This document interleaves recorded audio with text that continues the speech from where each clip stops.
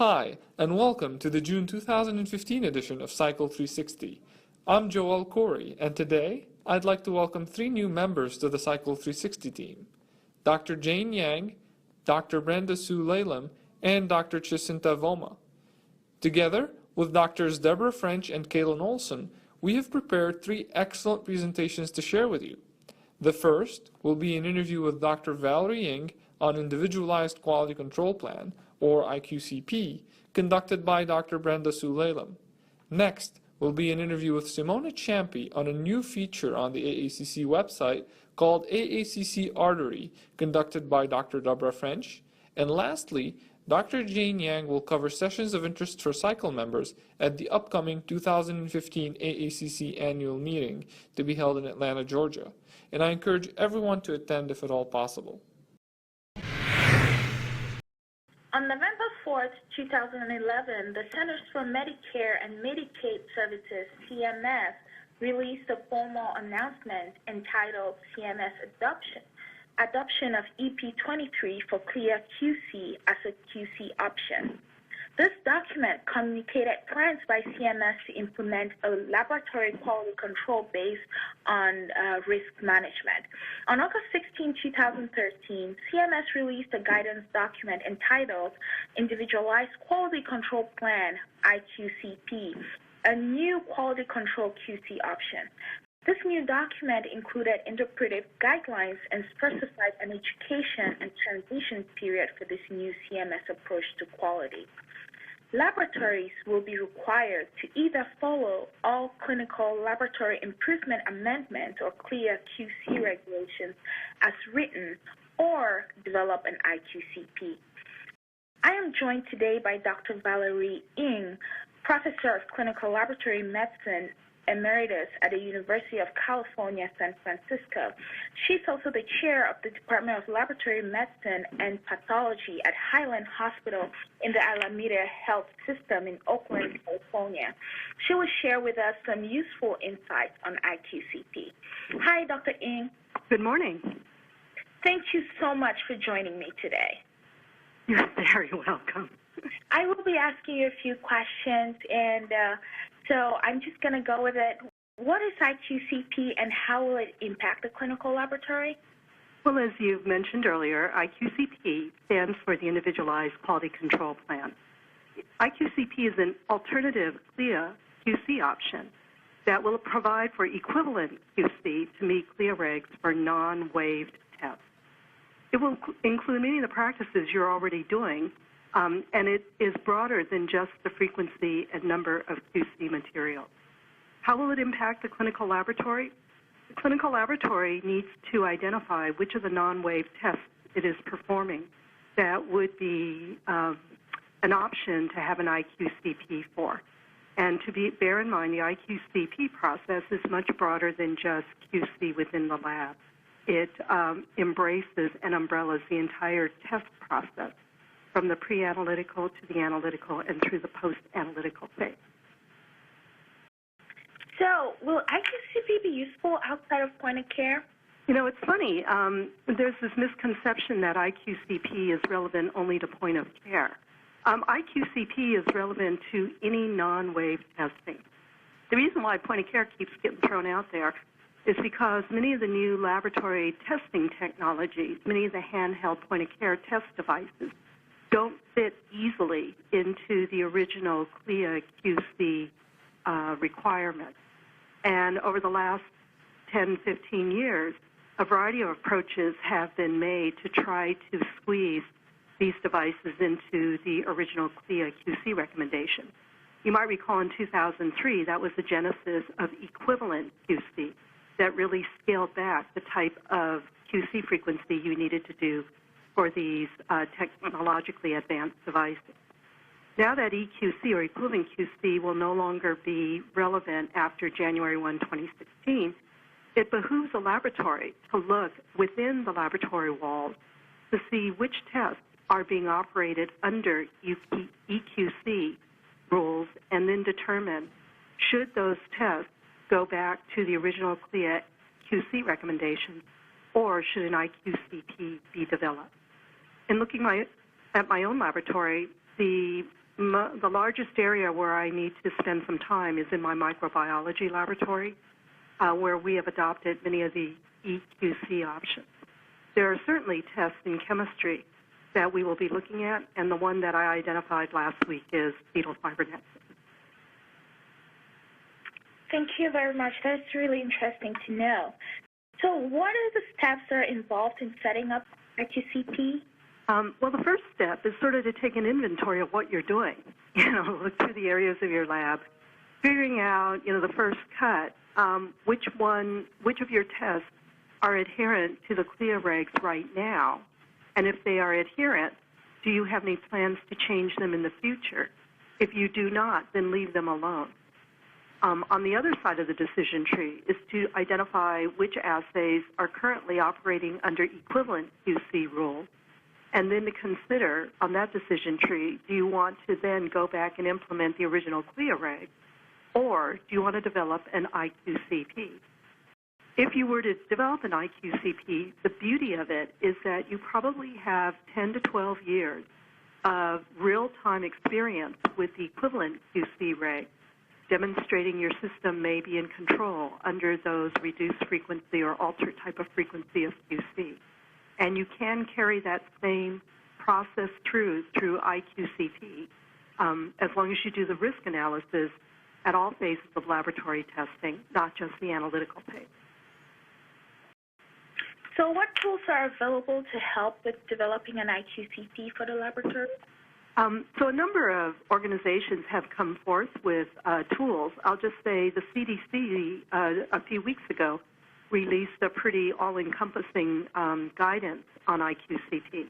Just Google the CDC website and you'll find it. Prior to that, CMS has generated a number of brochures that are quite educational and informative about IQCP. So just Google the CMS website and look for brochures 11 through 13. And finally, sort of the granddaddy of IQCP referenced in your introduction is CLSI document EP23. So I would encourage, especially those of you who are CLSI members, to read that document and consider its principles when you model your IQCP. On top of that, there are a number of manufacturers who are developing products to assist with IQCP, and certainly at the upcoming ACC, it's my understanding, there will be demonstrations and sessions from these manufacturers. If a laboratory starts IQCP development now, can they still meet the January 2016 deadline? Absolutely, yes. I mean, we're all in the same boat. And I'll tell you, I just started my IQCP in-depth process last week. And the way I decided to start this was to ask all my technical leads to tell me what QC they're doing in their area of the laboratory. And from that baseline survey, I can determine what is in compliance with CLIA regs and what is not. And for those that are not, but who are operating under the equivalent QC regs, it's for me to sit down with those section leads to gather the data of what our performance has been to date and determine whether or not it remains an acceptable process moving forward and around which we would develop our IQCP. Wow.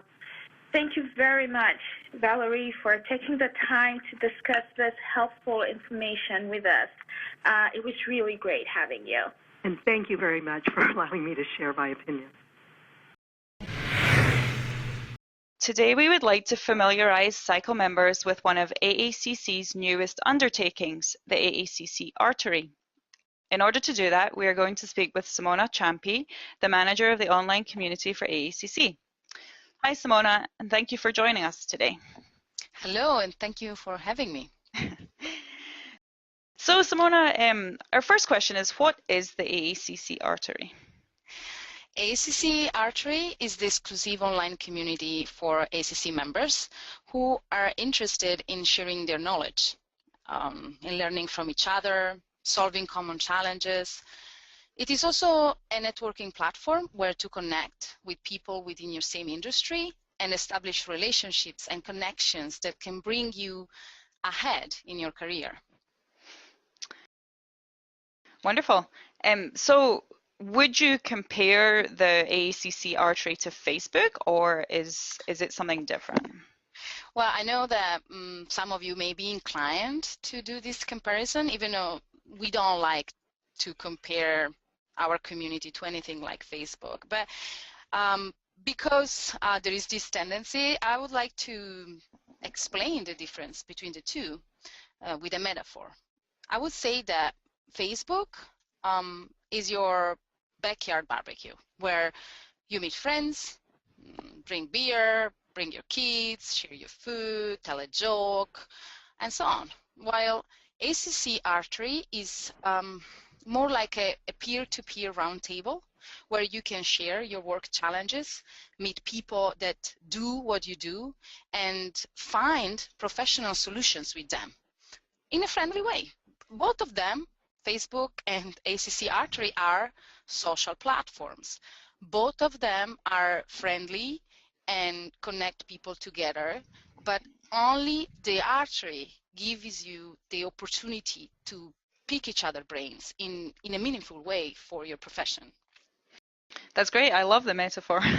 So you've kind of covered this already a little bit, but what would you say is the main purpose of the Artery then?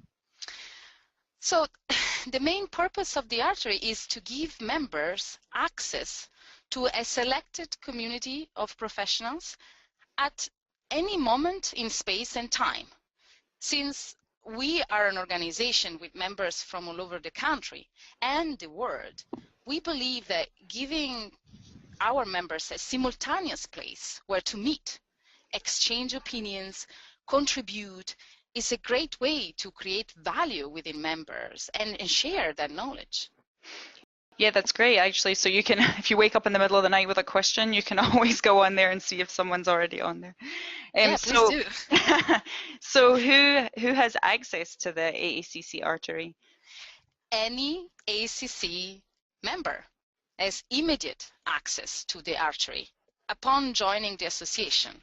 So no other account needs to be created, and the member can use the same account ID and password for both acc.org website and community.acc.org website, which is the Artery's URL. So it's very convenient. That's great. So now that everyone is desperate to access the Artery, what is the easiest way to access it? Well, there are many ways, many roads to the Artery, but the easiest I can think is just go to the acc.org website, the home page. There is a button in the middle of the page that says go to the Artery. So you click on that button and you go on the home page, you land on the home page of the Artery, or you can always write the URL of the Artery, which is community.acc.org. But remember, if you're not logged in, you have to use your AACC member email, the mail that you gave at the moment you subscribe, and password to access. So you will access to the acc.org website, and then you will be accessing the Artery URL. Great. So are there any new features of the Artery that you would like to tell us about?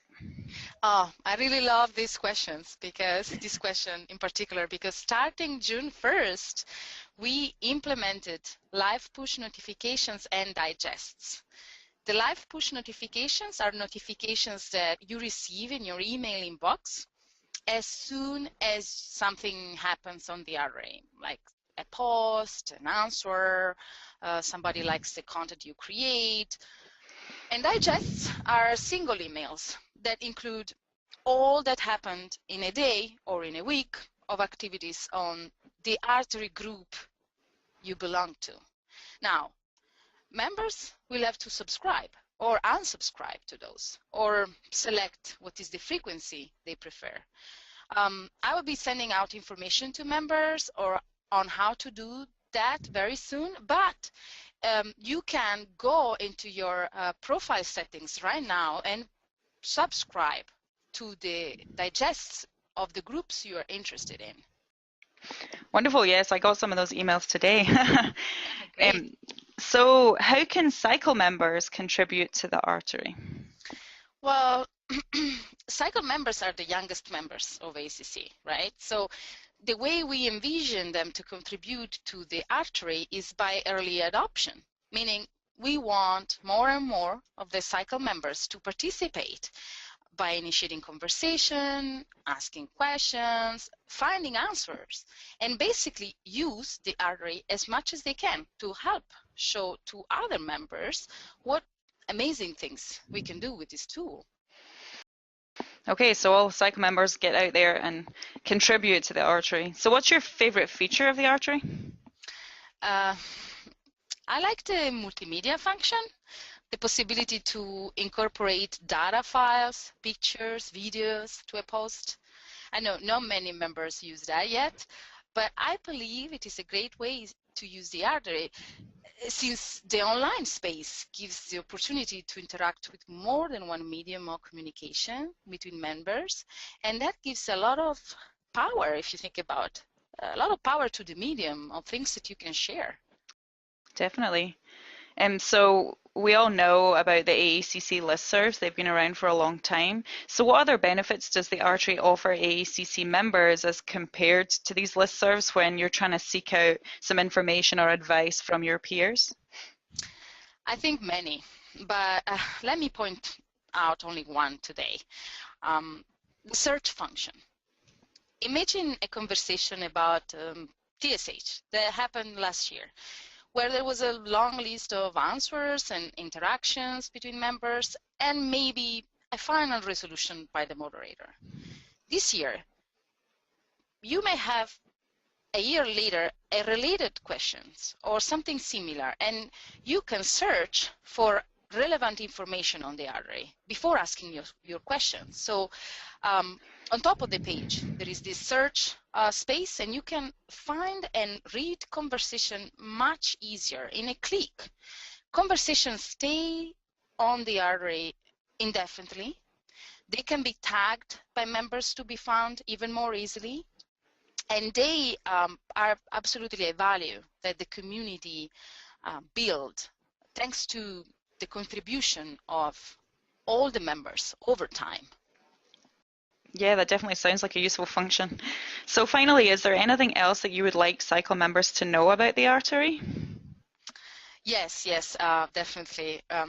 Well, we are always looking for volunteers, for people who want to become moderators and help us grow the community. Let me explain better. Being a moderator is a great way to always be plugged in what is going on in the everyday practice of laboratory medicine. It is also a way to learn something new every day, and why not a way to raise your professional profile in your field by being out there interacting with the community. So if there is anyone out there who's listening to this that would like to learn more about the opportunity to be a moderator for AACC Artery, I'm happy to talk to them and fill them in the fantastic world of online community. Wonderful. Well, I'd just like to thank you, Simona, for joining us today and for participating in this great discussion about the AACC Artery. And I encourage everybody to go and check it out at community.aacc.org. Thank you. Hi, today we will highlight sessions and events at the 2015 AACC Annual Meeting in Atlanta that might be of interest to cycle members. There's a lot going on at the 2015 Annual Meeting. Daily plenary sessions feature nationally recognized leaders who will cover various topics regarding molecular diagnostics, genetics and genomics disorders, and patient safety. Immediately following the plenaries, join a small group of interested colleagues for discussions with the plenary speakers and other invited experts at Meet the Expert sessions. This year, AACC is featuring mini tracks that highlight symposia, short courses, and brown bag sessions for 8 topics of interest. Morning and afternoon symposia sessions consist of lectures given by experts actively involved in the field free of charge. Please note that short courses and brown bags are ticketed sessions that are an additional cost above the registration fee and will be denoted with a T. The daily poster sessions are an excellent way to find out about new and exciting research directly from your colleagues. And be sure to attend the opening mixer after the plenary session on Sunday. Shake hands and rub elbows with current and past AACC presidents. The 8 featured mini-tracks include endocrinology, infectious diseases, lab-developed tests, mass spectrometry, molecular diagnostics, personalized medicine, point of care, and quality assurance.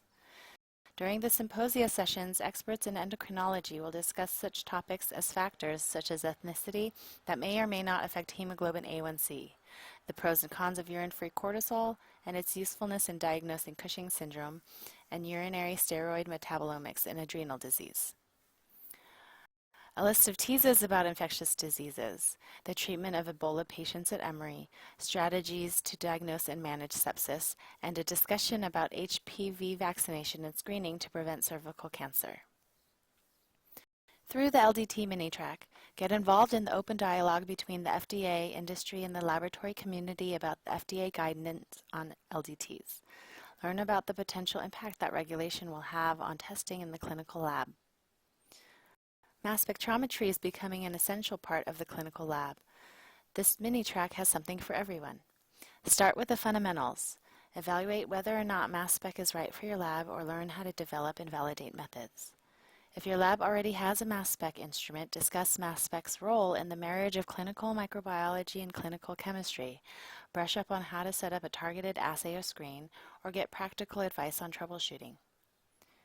Molecular diagnostics is a fast-growing area of laboratory medicine. Experts will talk about HPV vaccine and screening for cervical cancer prevention, advanced applications of next-gen sequencing, biomarkers in breast cancer, and which tests are affected in the cancer patient. Personalized medicine may touch all of our lives one day if its application becomes routine. Learn about how it may affect therapeutic drug monitoring, reproduction, and diagnostics. And note that the entire Personalized Medicine mini-track is included in the cost of registration. There are 2 sessions covering hot topics in point of care indicated by the thermometer. The first will discuss the use of point of care testing in the emergency department and a new standard for comparison of point of care versus central lab methods. The second will describe implementation of consensus guidelines into clinical practice and changing regulations.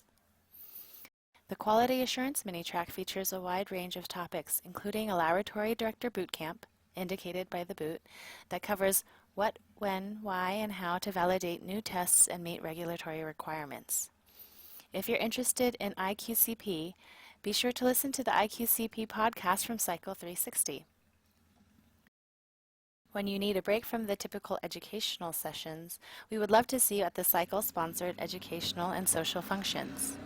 On Saturday is the SYCL Workshop and Mixer, which will feature many great speakers and offer a great way to connect with other SYCL members in the setting of the beautiful Georgia Aquarium.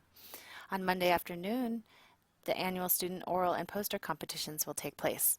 If you're competing in the oral or poster competitions, best of luck. Monday's contests are followed by the AACC SYCL reception, offering another fun social event and the opportunity to recognize the accomplishments of many SYCL members. We hope you can join us for another fun year. If you're looking for interaction with a small group of engaged colleagues, look no further than the brown bag sessions. There is a diversity of topics offered by fellow young clinical laboratorians, and we encourage you to support these knowledgeable SYCL members. Today we have given you a quick overview of some of the many sessions that may be of interest to SYCL members at the 2015 AACC annual meeting in this section of the podcast. For more information about the conference program, navigate to the links listed. See you all in Atlanta.